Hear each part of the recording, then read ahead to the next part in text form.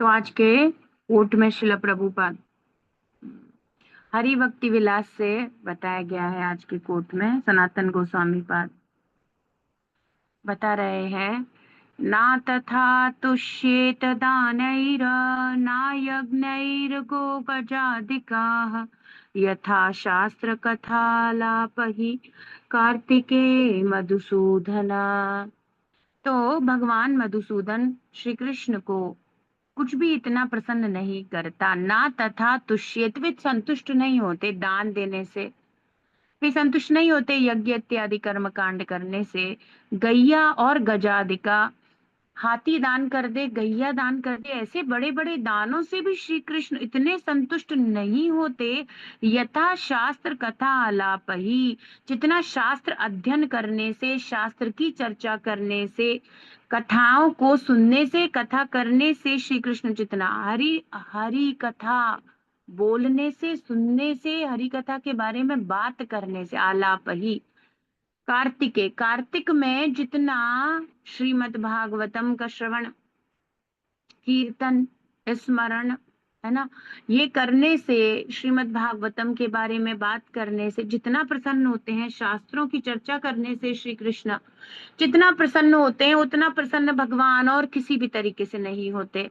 अब ये तो घर बैठकर ही बड़ी आसानी से किया जा सकता है ना। तो प्रायोरिटी हमें सेट करनी होगी। कार्तिक आ रहा है तो ना तथा तुष्येत दानैर, कोई चीज उनको इतनी पसंद नहीं कर पाती। Lord Krishna is not as pleased with many yajnas and with charities of many cows, elephants, or other expensive gifts as he is with discussion from the scriptures during the month of Kartik. जितना हम शास्त्र अध्ययन करेंगे, शास्त्र का विचार करेंगे, क्योंकि शास्त्र है क्या, तो हम लोग कल भी देख रहे थे कि वेद क्या है, स्वयं भगवान है ना। वेदो नारायण साक्षात, स्वयं श्री कृष्ण है, भगवान से ही उत्पन्न हुए हैं, भगवान की तरफ ही ले जाने का मार्ग है। तो इससे जितना प्रसन्न होते हैं और किसी चीज से भी उतना प्रसन्न नहीं होते।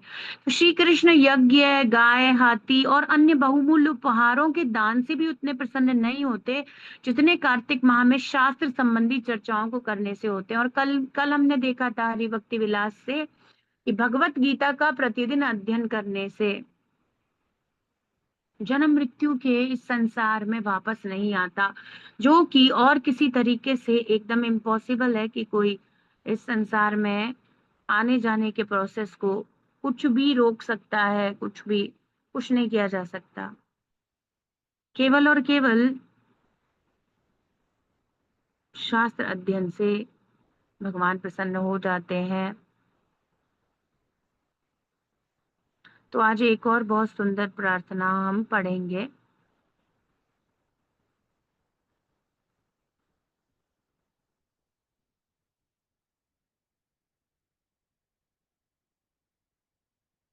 3.5.41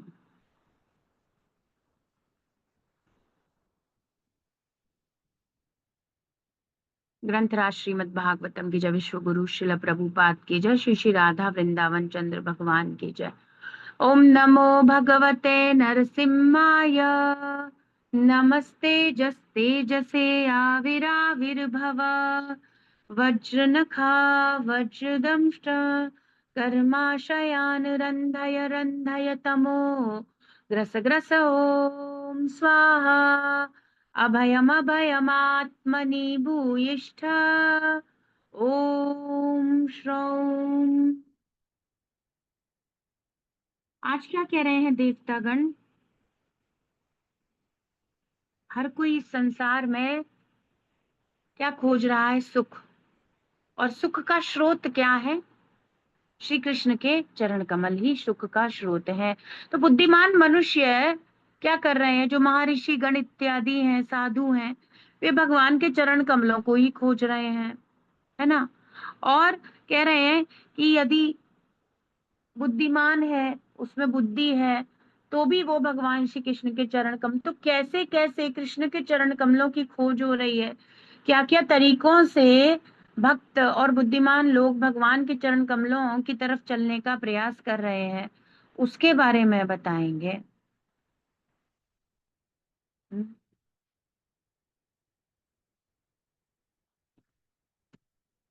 तो क्या कह रहे हैं, मार्गन्ति यत्ते मुखपद्मनीडैः, मार्गन्ति यत्ते मुखपद्मनीडैः, छन्दः सुपर्णैरर्षयो विविक्ते, यस्यामघम् यस्यामघम्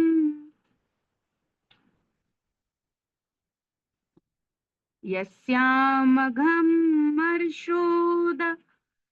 सरिद्वरायाः, पदं पदं तीर्थपदं प्रपन्नाः।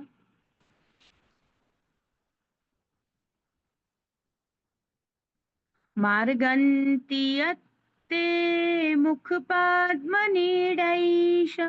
छन्दः सुपर्णैरर्षयो विविक्ते, यस्य यस्याघमर्षोदसरिद्वरायाः, पदं पदं तीर्थपदः प्रपन्नाः। शब्दार्थ अनुवाद तात्पर्य विश्व गुरु शिल प्रभुपाद जी के द्वारा, शिल प्रभुपाद की जय। मार्गंती, मार्ग को खोज रहे हैं। कौन से मार्ग को? यत वे, यत ते, जिससे वे आप तक पहुंच जाएं, ऐसे मार्ग को खोज रहे हैं। कौन खोज रहे हैं ऐसे मार्ग को? ऋषयः विविक्ते, ऐसे ऋषिगण जिनका मन अब निर्मल हो गया है। निर्मल होने की डेफिनेशन रूप गोस्वामी पाद बताते हैं, सर्वोपाधि विनिर्मुक्तम तत्परित्वेन निर्मलम ऋषिकेन ऋषिकेश सेवनम भक्तिरुत्तम भक्तिरुच्यते। तो जिन्होंने क्या किया है, अपने मन को सारी उपाधियों से मुक्त कर लिया है, जिनका मन भगवान के चरण कमलों को खोज रहा है, वो कैसे ऋषि हैं? जिन्होंने संसार की सारी उपाधियों से अपने आप को मुक्त कर लिया और निर्मल मन हो गया है। तो निर्मल मन हो गया है तो रुका हुआ पानी होता है, उसमें गंदगी होती है, तो वो इतने अच्छे से प्रवाहित नहीं होता, जैसे हम सबके गंदे मन है ना, जिनमें बहुत सारे पाप हैं, बहुत सारे अघ हैं, है ना, और इनके क्या है, शुद्ध निर्मल मन है, निर्मल जल है, एकदम वो फ्लो हो रहा है अपने, जैसे नदी समुद्र की तरफ जाती है, ऐसे ही वो अपने लक्ष्य की तरफ फ्लो होना चाहता है, क्योंकि अब उसमें गति है, अब वो शुद्ध है। अभी जैसे नदियों को आजकल केमिकल वेस्ट, कूड़े कचड़े, सॉलिड वेस्ट इस सब से भर रहे हैं, तो गति रुक गई है, ठस हो गया है, वो दूषित हो रही हैं, वो बहती हैं तो उनकी स्वच्छता है। तो ऐसे ही जिस जीव का मन निर्मल हो गया है तो वो कृष्ण के चरण कमलों की ओर आकर्षित होगा, ये उसके जीवन की परिपूर्णता है। तो ऐसे ऋषि जो निर्मल मन के हैं, वो भगवान की खोज करने में लगे हैं। फिर वो क्या करते हैं, कौन से मार्ग पे चलते हैं? मुख पद्म नीडई, आपके मुख कमल की खोज करते हुए, है ना, वो क्या करते हैं, छंद सुपर्णई, वो वैदिक स्रोतों से या वेदों के द्वारा पंख लगाकर, वे कैसे हैं, पक्षी के समान उन ऋषियों को कहा गया है। वे क्या करते हैं, पंख लगाते हैं वेदों के, मतलब वेदों के ज्ञान के प्रकाश से वे आपकी खोज करते हैं। बड़े ही काव्यात्मक तरीके से इस श्लोक को बोला गया है, वेरी ब्यूटीफुली, है ना, इसको अलंकार से सुशोभित किया गया है। देखो, वेदों के पंख लगाकर निर्मल मन वाले अब हल्के हो गए हैं और वेदों के पंख लगा लिए हैं उन्होंने। उन वेदों के पंखों की सहायता से भगवान के मुख कमल की तरफ जाते हैं, जैसे पक्षी वापस उड़कर अपने घोंसलों में जाना चाहता है, नीडई, है ना। एक प्रभुपाद परपोट में बताएंगे कि पक्षी होता है वो क्या है, वो जिस घोंसले से उड़ता है उसी घोंसले की तरफ जाने का प्रयास करता है, वो कहीं भी जाए विचरण करे पर आता अपने घोंसले की तरफ ही है। तो ऐसे ही वेद क्योंकि श्री कृष्ण के मुख कमल से प्रकट हुए हैं, तो वेदों का स्वभाव है वो वेद रूपी पंख उनको वापस कृष्णा के मुख कमल के दर्शन तक ले जाते हैं।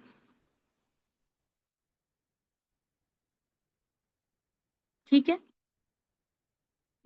फिर क्या कह रहे हैं, यस्य, और एक और प्रकार के लोग हैं, वो कौन से हैं, यस्य अघमर्ष उद सरित वराया। तो कह रहे हैं जिस प्रकार से पापों को नाश, मर्द मतलब नाश करने वाली, अघनाशिनी, उद वो जो जल है, सरित नदियों में जो श्रेष्ठतम है, कौन है? गंगा। वो पद्म पद्म तीर्थ पद प्रपन्ना, जैसे वो जो गंगा महारानी है, आपके चरण कमलों से निकलने के कारण, आपके तीर्थ पाद, आपके तीर्थ स्थान जो चरण कमलों के तुल्य हैं, उनसे निकलती हैं, उसके कारण इतनी परम पवित्र हैं कि जो उनकी बुद्धिमान व्यक्ति शरण लेता है, उसके पापों का नाश करके पदम पदम हर हर पग पर आपकी तरफ ही ले जाती हैं। देखो,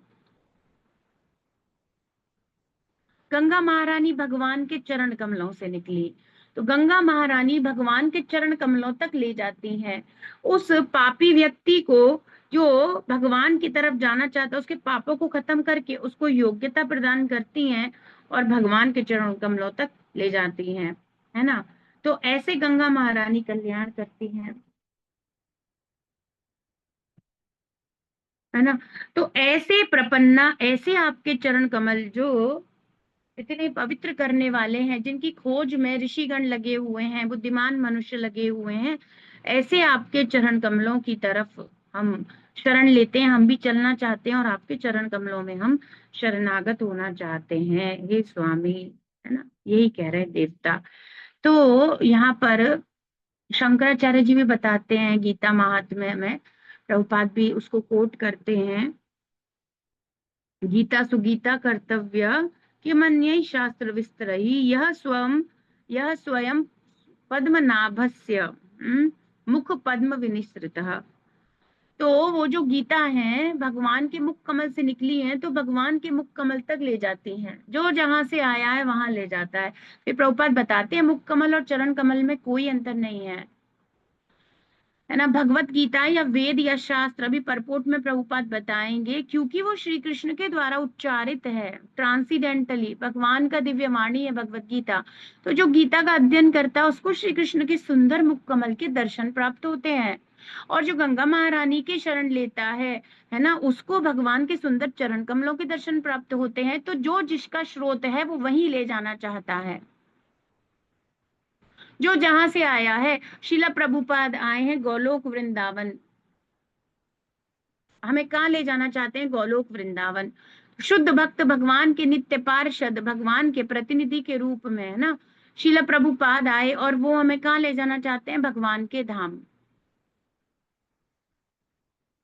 तो जो जहां से आते हैं, जिनका ओरिजिन जहां से है, वो वहीं पर अपने गंतव्य को वापस जाएंगे। तो पक्षी कहीं भी चला जाए, उड़ करके वापस घोंसले में जाएगा। और नदी जहां से उत्पन्न हुई है गंगा, वहीं से जाकर मिलने का प्रयास करती है ना। नदी की पूर्णता समुद्र के साथ है, भगवान को समुद्र के रूप में ही बताया जाता है, और वो नदी के रूप में जो जो भी नदी है उसकी परिपूर्णता जीवन की समुद्र में समाहित होकर होती है, क्योंकि वह समुद्र से ही उत्पन्न हुई है। तो ऐसे ही गंगा भगवान के चरण कमलों से उत्पन्न होने के कारण भगवान के चरण कमलों की तरफ ले जाती है। तो देखो कितनी सुंदर बात को बताया जा रहा है, भगवान के चरण कमल स्वयं ही समस्त तीर्थ स्थलों के आश्रय हैं। निर्मल मन वाले महर्षिगण, तो जिन्होंने क्या कर लिया है? विविक्ते, अपने मन को संसार से मुक्त कर लिया है। तो हम, है ना, देख रहे थे गीता में भी, विविक्त संगा मुनया सुसाधवः, कैसे लोग आपके दर्शन के लिए ललायित रहते हैं, आपको प्राप्त करने के लिए ललायित रहते हैं। अब ये लोग कृष्णा को प्राप्त करने का लौल्यम रखते हैं, तभी तो या तो वेदों की शरण ले रहे हैं या गंगा की शरण ले रहे हैं। ये चाहते हैं ना, इनकी इच्छा हो गई है। तो ऐसे साधु जो विमुक्त संगा, संसार की आसक्ति से मुक्त हो गए, या विविक्ते कहा जा रहा है, ऐसे साधु ही क्या इच्छा उत्पन्न कर लेते हैं भगवान को प्राप्त करने की। ये लालसा ही तो नहीं आती, तभी तो कोई इस मार्ग में चलेगा। भाई वेदों को क्यों फॉलो करेगा? वेदों को फॉलो करने का, या अब हम गीता अध्ययन कर रहे हैं, इसका अर्थ ही यही है कि हम भगवान के पास वापस जाना चाहते हैं। वो जो भगवत गीता है, जो भगवान के मुख कमल से प्रकट हुई है, वो ही भगवान के मुख कमल के दर्शन कराने में सक्षम है।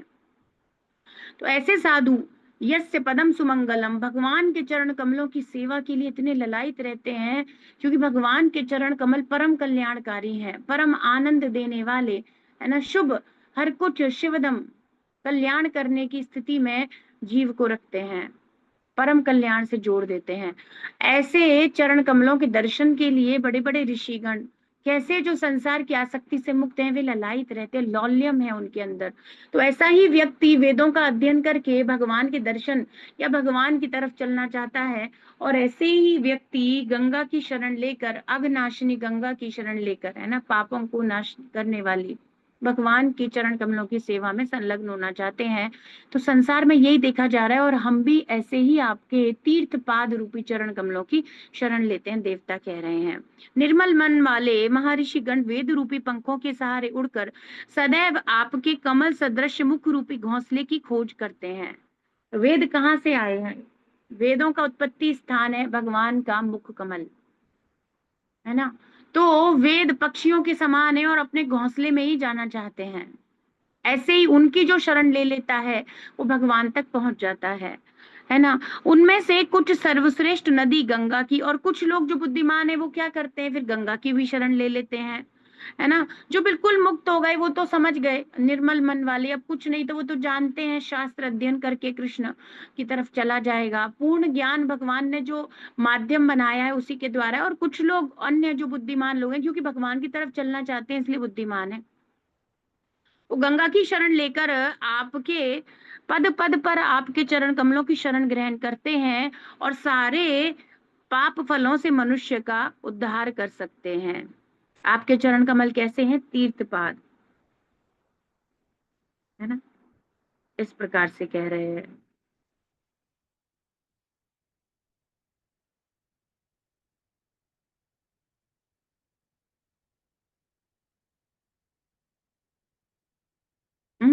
The lotus feet of the Lord are by themselves the shelter of all places of pilgrimage. समस्त तीर्थ स्थानों का आश्रय है भगवान के सुंदर चरण कमल। The great clear mind sages, कितनी सुंदर बात है। जल स्वच्छ, एकदम एकदम स्वच्छ स्थिति, अब उसमें कोई दोष नहीं है, ऐसा सुंदर मन हो गया, क्लियर माइंड एकदम, है ना। Carried by the wings of Vedas, और उन वेदों पर। तो एक्चुअली अगर कहेंगे कि ये तो सर्वोपाधि विनिर्मुक्तम हुआ कैसे, है ना, निर्मलम, ये हुए कैसे इतने निर्मल? वास्तविकता में भक्ति के योग से, भक्ति का प्रोसेस जो शास्त्रों में दिया गया है, गुरु वैष्णव साधु के द्वारा बताया जाता है, जो भक्ति का प्रोसेस है उसी से। तो कह रहे हैं always search after the nest of your lotus like face, तो वे अपने घोंसलों को ढूंढते हैं जो कि आपका मुक्कमल है। अब इतनी सारी सुंदर व्याख्याएं हम और कहीं पढ़ नहीं सकते, इतना एकदम एज ए काव्य, एज ए ब्यूटी, इतना सुंदर तरीके से इस श्लोक को रखा गया है। Some of them surrender to your lotus feet at every step by taking shelter of the best of the river, the Ganges, which can deliver one from all sinful reaction. उनमें से कुछ लोग क्या करते हैं, गंगा की शरण ले लेते हैं,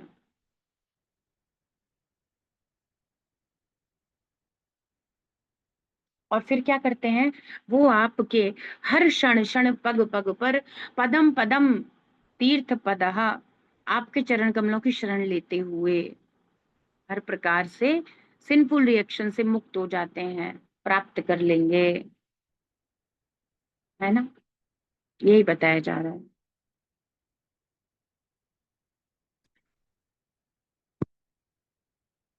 तो प्रभुपाद कह रहे हैं कि परमहंसों की तुलना राजहंसों से की जाती है, जो कमल की पंखुड़ियों में अपने घोंसले बनाते हैं।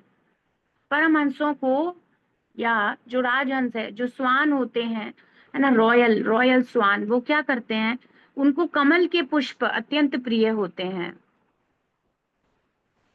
वे कमल के पुष्प में ही खेलना चाहते हैं। तो ऐसा प्रभुपाद बताए हैं काफी जगह लेक्चर में कि जो हंस होता है ना, उसको कमल के पुष्पों की डंडियां बहुत सुंदर लगती हैं, उसको आसक्ति होती है कमल के पुष्प की डंडियों से, कमल के पुष्प से, वो उन्हीं के साथ खेलते रहना चाहता है।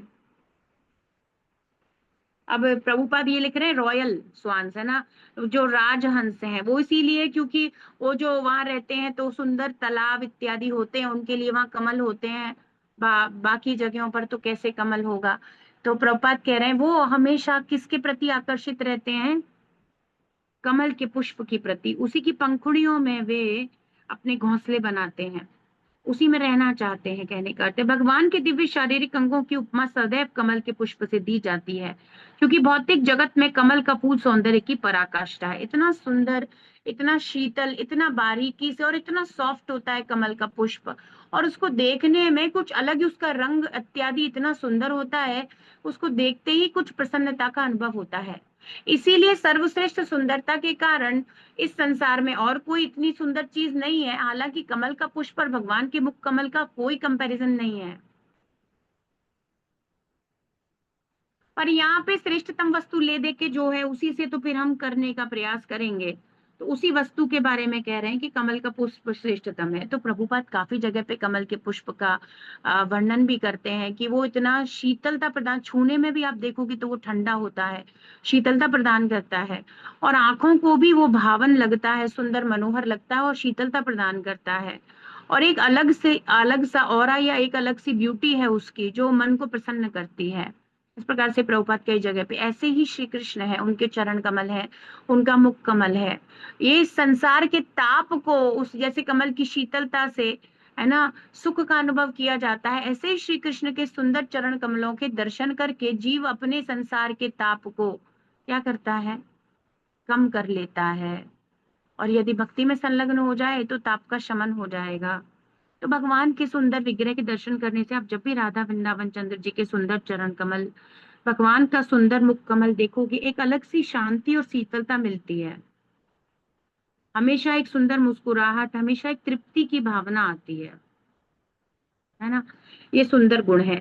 संसार की सबसे सुंदर वस्तु क्या है, प्रभुपाद कह रहे हैं, तो जिनको कमल से कंपेरिजन किया गया है, वेद या भगवत गीता, क्योंकि उसमें भगवान स्वयं ज्ञान प्रदान करते हैं, है ना।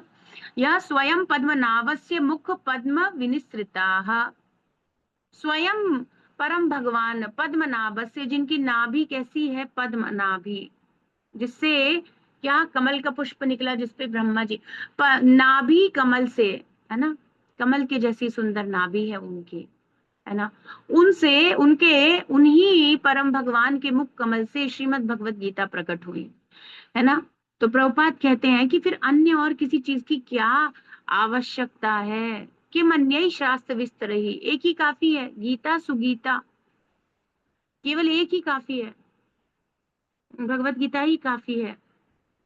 हुँ?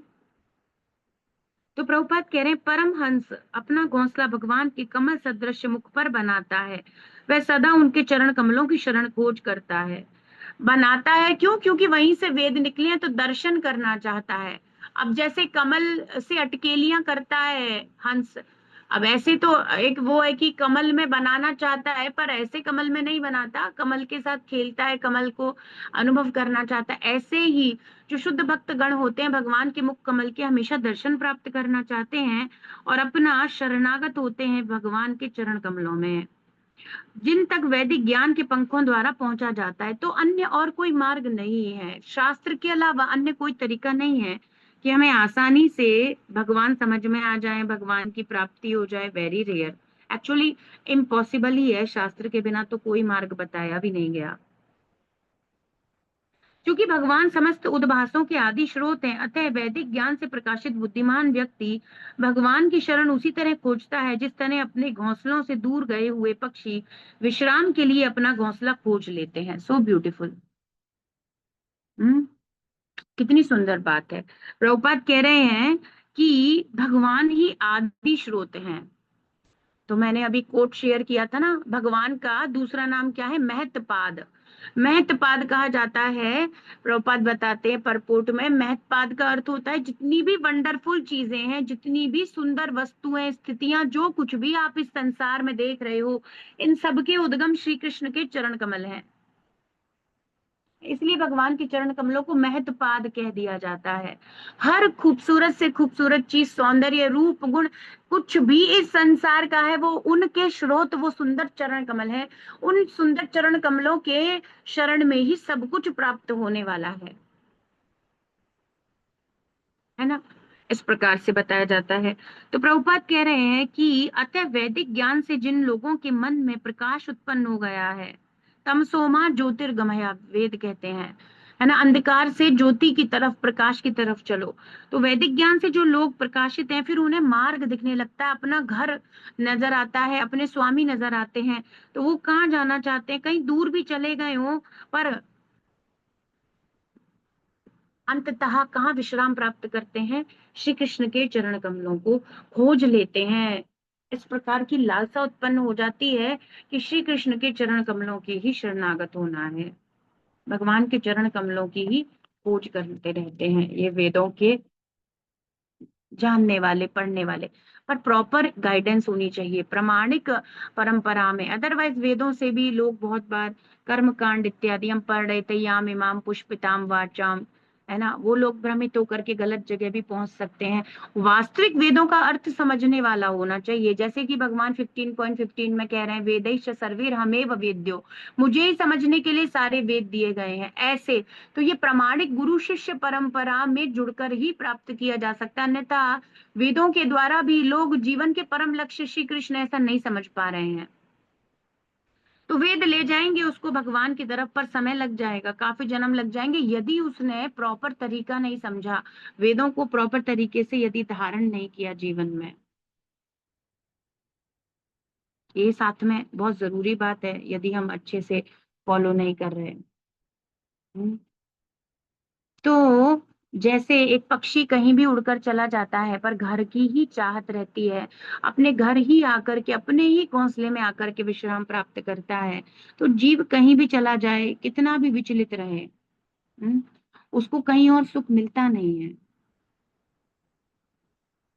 कृष्ण पाद मूलम न मुंचति, भगवान श्री कृष्ण के चरण कमलों को नहीं छोड़ सकता। जिसने एक बार श्री कृष्ण के चरण कमलों की छाया का सुख प्राप्त कर लिया है, कभी नहीं छोड़ सकता। मुक्त सर्व परिक्लेशः पांता स्वशरणम यथा, जैसे एक पथिक जो थका हुआ होता है, ट्रैवलिंग, यात्रा या सफर कहते हैं, सफरिंग से क्रिएट हुआ है सफर वर्ड, है ना, जिसमें क्या होता है, सफरिंग होती है। तो ऐसी एक यात्रा, ऐसे ही हम कृष्ण से दूर होकर के ऐसी एक बेकार की संसार की यात्रा के भ्रमण में लगे हुए हैं, माया की चीजों को देख रहे हैं, शरीर बदल रहे हैं, कपड़े बदल रहे हैं, पता नहीं क्या क्या कर रहे हैं, विभिन्न योनियों रूपी शरीर धारण कर रहे हैं ना, देहिनो स्मिन यथा देहे कौमारम यौवनम जरा तथा देहांतर प्राप्ति धीरज तत्र न मुह्यति, करते ही जा रहे हैं, करते ही जा रहे हैं।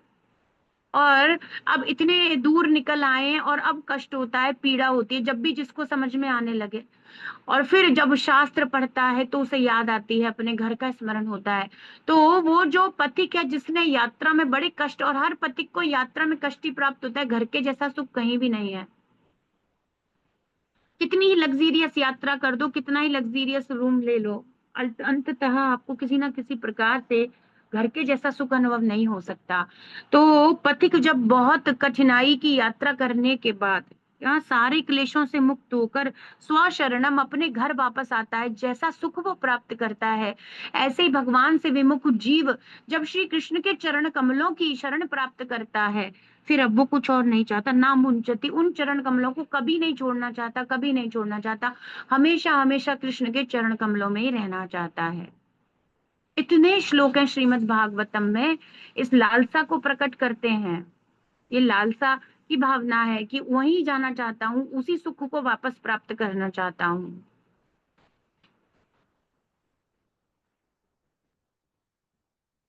है ना। तो बहुत सुंदर सुंदर तरीके से इसको बताया गया है, हर जगह ही बहुत सारी जगह प्रेयर्स हैं।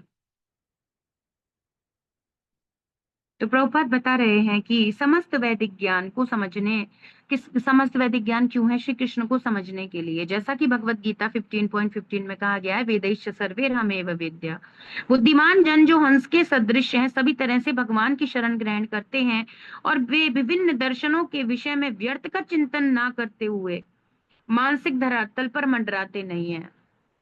उनका गोल क्लियर है। ये क्लियर हुआ कैसे, एक प्रामाणिक गुरु की शरण लेने पर, प्रॉपर तरीके से जो वेद हैं उनको समझने पर, जो हम समझ रहे हैं, एक प्रामाणिक गुरु शिष्य परंपरा, है ना, एक प्रामाणिक गुरु भगवान के प्रतिनिधि स्वीकार करके, और फिर वो प्रॉपर अंडरस्टैंडिंग प्राप्त करता है कि तुम्हारे जीवन में ये जो विमुक्ता मुझसे हुई, अब मेरे सम्मुख होकर के अपने जीवन के परम लक्ष्य को प्राप्त कर लो। उस परम तुम्हारे धाम, तुम्हारे घर, जो तुम्हारा नित्य शाश्वत जहां पर अस्तित्व है ना, जो एक्चुअली हम लोगों का वास्तविक जगह है, गोलोक वृंदावन धाम, उसे प्राप्त कर लो। ऐसे भगवान बताते हैं, गाइड करते हैं वेदों के द्वारा, प्रॉपर गाइडेंस में यदि पढ़े जाएं तो। भगवान इतने दयालु हैं कि उन्होंने ब्रह्मांड भर में गंगा नदी को विस्तारित कर दिया है, जिसे हर व्यक्ति उस पवित्र नदी में स्नान करके पग पग पर होने वाले पाप के फलों से छुटकारा पा सकता है। पर लोगों ने तो उस कृपा का एकदम शोषण करना शुरू कर दिया है, गंगा को हर ही प्रकार से गंदा कर रहे हैं, महिमा नहीं समझ रहे कितनी कल्याणकारी है। और एक ऐसी व्यवस्था कृष्ण ने दी है कि तुमसे कोई पाप हो रहे हैं तो उनमें स्नान करो, वे तुम्हें शुद्ध पवित्र कर देंगी, मुझ तक आने का मार्ग तुम्हें प्राप्त हो जाएगा जब तुम्हारा चित्त प्रतिदिन गंगा स्नान करने से निर्मल होता चला जाएगा, है ना। जब तुम्हारा हृदय प्रतिदिन गंगा की शरण लेने से निर्मल होता चला जाएगा। पर लोग अब गंगा जी को भी नहीं छोड़ रहे हैं और धीरे धीरे विलुप्त हो जाएंगी, धीरे धीरे होएगा ही कलयुग में, है ना? यही वो वहां पर शंकराचार्य जी भी यही कहते हैं, गीता गंगोदकम पीत्वा पुनर्जन्म न विद्यते, है ना। ये गीता रूपी गंगा जल, और ऐसे है कि गंगा जल लव कड़िका पीता, थोड़ा थोड़ा गंगा जल जो जीवन में रोज ग्रहण करे और गीता का अध्ययन करे, उसको जीवन की परिपूर्णता प्राप्त होने में ज्यादा समय नहीं लगेगा। गंगा महारानी अघनाशिनी है, पापों को नाश करती हैं, दूर कर देती हैं, खत्म करती हैं। भगवान ने एक सुंदर व्यवस्था दी है। पर अब ये जो क्रिश्चियनिटी में होने लगा है कि जाओ और अपना कन्फेशन कर लो फिर पाप करना शुरू कर दो, तो लोग जाते हैं कुंभ स्नान करते हैं। एक्चुअली कुंभ फलित क्यों नहीं होता? क्योंकि जाने के बाद फिर वही गंदे कर्मों में, पापों में लिप्त हो जाते हैं, कपट में चले जाते हैं। पर भक्तों को लाभकारी है स्नान, क्योंकि वो करेंगे तो और ज्यादा कृपा प्राप्त होगी, और फिर वो उस प्रकार से फोर रेगुलेटिव प्रिंसिपल का पालन कर रहे हैं। तो बेसिकली भगवत गीता रूपी गंगा में, गीता गंगोदक में रोज स्नान करने के कारण उनको फिर अब गंगा की आवश्यकता रहती नहीं, क्योंकि वो सीधे ही गंगा रूपी भगवत गीता के स्पर्श में आ जाते हैं। मतलब लाभ किसको होगा गंगा जी में स्नान का? अभी देखो, वही कुंजर शौचवत हाथी के जैसे जाकर के वो स्नान कर ले, फिर आकर के मिट्टी लगा ले, फिर गंदा हो जाए, तो उससे गंगा जी उसको साफ करेंगी, गंदा होगा, साफ करेंगी, गंदा होगा, वो कहीं आगे पीछे बढ़ ही नहीं पाएगा, वहीं वहीं पर लौटता रहेगा। स्नान करा फिर गंदा हो गया, फिर स्नान करा, ऐसी सारे संसार की स्थिति चल रही है। इसीलिए लोग गंगा स्नान करके भी मुक्त नहीं हो रहे। क्यों? क्योंकि पाप की प्रवृत्ति को वो नहीं रोक रहे। पर शास्त्र की कैपेसिटी बहुत अलग है, वो अंदर से जाकर के क्लीनिंग कर देगी। गंगा का महत्व समझते हुए शरण लेंगे तो कल्याण होगा। पर शास्त्र तो ऐसे हैं, स्वयं ही सब रियलाइज करा करके अंदर से क्लीनिंग, डीप क्लीनिंग करके, जिस प्रकार से गीता पढ़ने से हार्ट शुद्ध होता है, शंकराचार्य जी कहते हैं, उतना जल्दी प्रभाव गंगा जल का नहीं हो पाता, क्योंकि उसको प्रॉपर तरीके से यूज नहीं कर रहे। उसको भोग के तरीके से बस, हाँ पाप कर लो, जैसे वो जाते हैं क्रिश्चियन, हर संडे चर्च जाते हैं वो, और फिर कन्फेशन करते हैं, कुछ डोनेशन करते हैं, पादरी का हाथ पकड़ते हैं, सिर पे लगाते हैं और कहते हैं अब हम अगले हफ्ते फिर पाप करेंगे।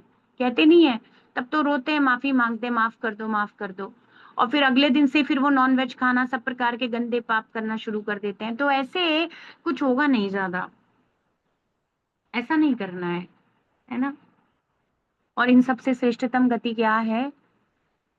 तो भागवतम कहती है, सद्य पुनत्य स्पृष्टा स्वर्दुन्यो यापो अनुसेवया, है ना। श्रीमद् भागवतम कहती है, यद पाद संश्रय सूत मुनय प्रशमायनः।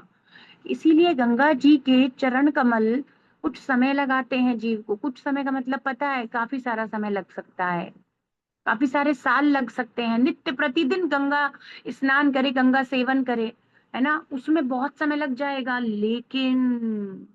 लेकिन भगवान के शुद्ध भक्तों की चरण कमल की शरण ले लेता है बहुत जल्दी, है ना।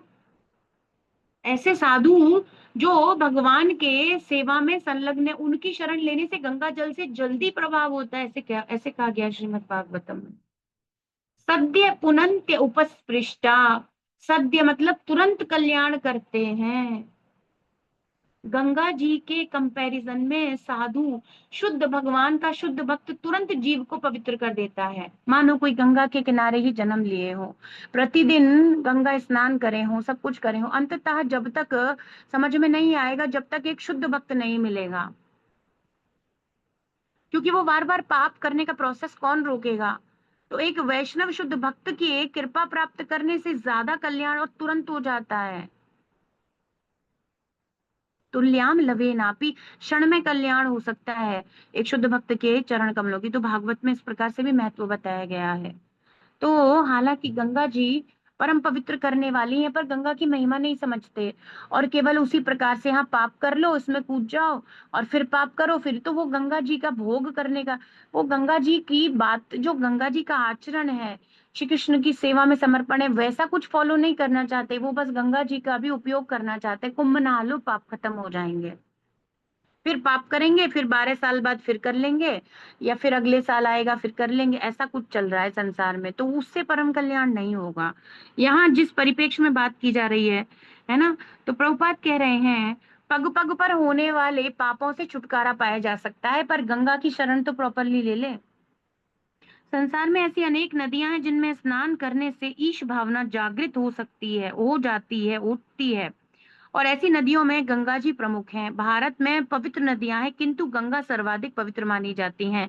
गंगा नदी तथा भगवत गीता मानव हेतु दिव्य सुख का मुख्य स्रोत है।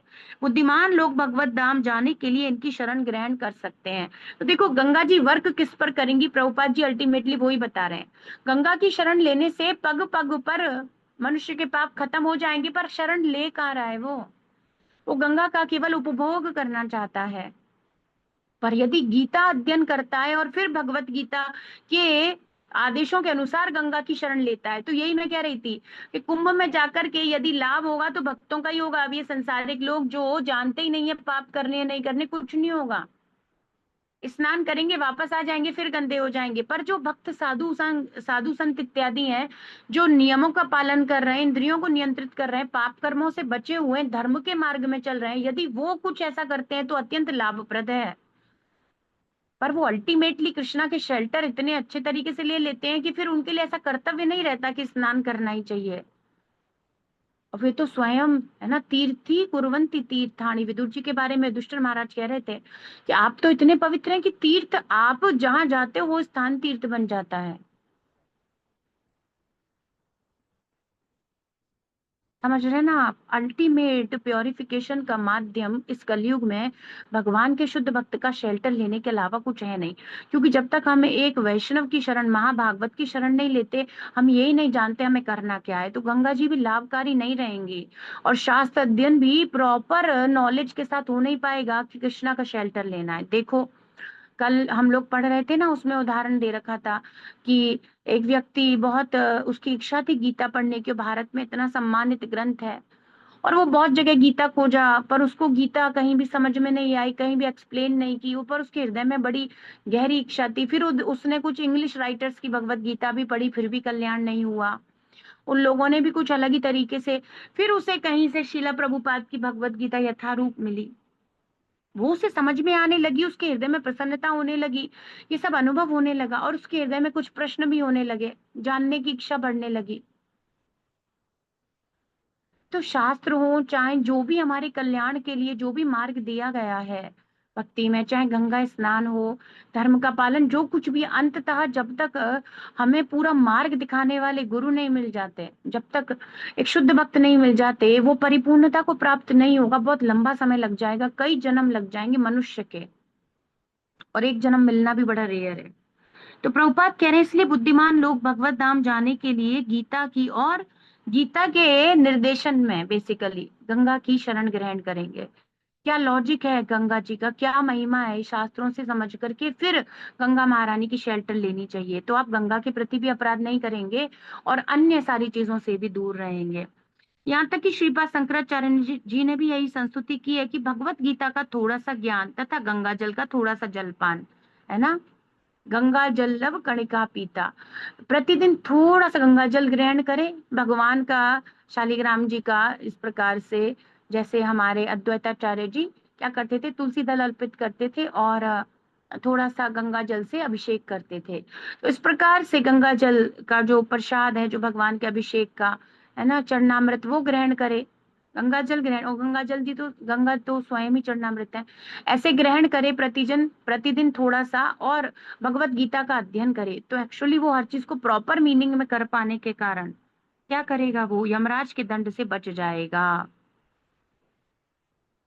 तो शेल्टर लेना है शास्त्रों का, शेल्टर लेना है गंगा का, पर ये सारा शेल्टर जब तक कंप्लीट नहीं होगा, जब तक हम एक प्योर डिवोटी का शेल्टर नहीं लेंगे, क्योंकि हमें पता ही नहीं है कैसे शेल्टर लेना है। जैसे संसार ले रहा है, इतनी भीड़ के लोग मर जाएं पर हम कुंभ जाएंगे, पर लॉजिक नहीं पता क्यों जाना है, क्योंकि अमृत मिलेगा। ऐसी ही भावना है, वरना गंगा जल तो सबके पास है। रोज गंगा जल, अगर आपको ऐसा लगता है तो रोज ही गंगा जल डाल करके स्नान कर सकते हो। इतनी भागा दौड़ी के क्यों, उस समय वो कुंभ का अमृत गिरता है, तो अमृत से क्या करोगे, वो संसारिक अमृत है जो गिराया था, वो देवी देवता इत्यादि, वो उसी ब्रह्मांड के अंदर का अमृत है, उसको प्राप्त करके क्या होगा, फिर तुम गंदे हो जाओगे। अमृत के बाद ऐसा अमृत, तो फिर ये तो भगवत गीता अमृत है, भागवतम अमृत है, जिसको प्राप्त करके जीव वास्तविकता में कभी नहीं मरता है। ऐसा अमृत के बारे में सोचो जो ट्रांसीडेंटल नेक्टर है ना, तब कथा अमृतम, राधा रानी ही कह रही हैं अमृतम। तो ये अमृत है, ये अमृत है, भागवत अमृत है, गीता अमृत है। वो जो अमृत की खोज में वहां जा रही हो, वो संसार वाला अमृत है। दो तरीके का अमृत होता है, इतनी बुद्धि लगानी चाहिए। एक बस यही का अमृत है, कुछ शरीर की बीमारियां, कुछ और व्यवस्था भोग की मिल जाएगी, दैट इज कॉल्ड अमृत, सोम रस पान करना और ये सब। पर एक्चुअली अमृत जो वास्तविक नेक्टर है, वो तो फिर आपको एक भगवत भक्त की कृपा से पता चलेगा। रियल नेक्टर है, ट्रांसीडेंटल नेक्टर है भगवत गीता। यही प्रभुपाद कह रहे थे, देखो। The most beautiful thing in this world is Vedas or Bhagavad Gita, because therein the knowledge is imparted by personality of Godhead himself. ये रियल नेक्टर है। तो ये सब समझना होगा किस परिप्रेक्ष्य में बताया जा रहा है। पर हाँ, भगवान की तरफ चलने की इच्छा उत्पन्न करना है, ये बहुत जरूरी है। और जितना चित्त निर्मल होता जाएगा, हम शुद्ध होते जाएंगे, ये उत्पन्न होती जाएगी। ग्रंथराज श्रीमद् भागवतम की जय, विश्व गुरु शिल प्रभुपाद की जय, श्री श्री राधा वृंदावन चंद्र भगवान की जय, निताय गौर